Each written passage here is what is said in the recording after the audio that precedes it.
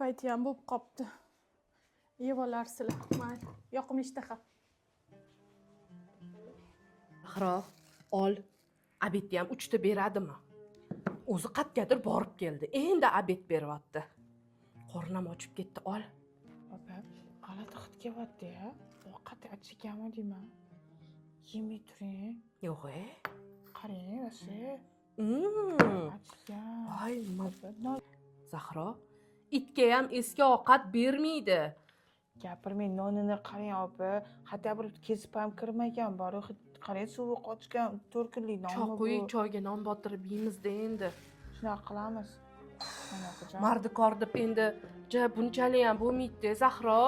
Odamlar boylar o'zi shunaqa bo'ladi, bilasizmi? Opajon, biz qilib bo'ldik. Tekshirib olasizmi hammasini? Ha, bo'ldinglarmi? Hozir unda men uylarni tekshirib chiqay, keyin hovlilarni tekshirib chiqaman, keyin pulinglarni beraman. Sanuzillarni ko'rib chiqdim. Chala bo'lib yotibdi. Gilamlarni tegi bilan qilmabsizlar, chang bo'lib yotibdi. Nima degan gap bu? Bunaqa ishinglarga pul bera olmayman, kechirib qo'yasizlar. Voy, hali hovlida ham 100 ta kamchilik bo'lsa kerak-a, bunaqa tozalashinglarda. O'zi uy tozalaganmisizlar sizlar? Xo'p, oynalar artdinglar. Mana bu yerda iz bo'lib yotibdi-ku mana. Mana bu yerda changi qolib ketibdi. Ruschyotkani o'zi artdinglarmi, yo'qmi?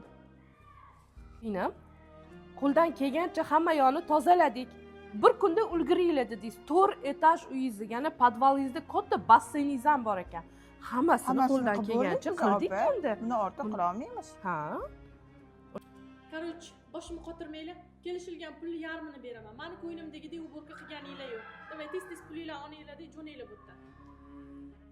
O'sha pulingni o'zingga olib qo'ygan qora kuningga, tushundingmi? Bizani boshimizga tushgan ish. Seni ham boshingga tushmasa, 2 dunyo rozi emasman. Hali bu hashamat biz uchun shukur, sen uchun orzu bo'ladi. Yur singlim, ketdik.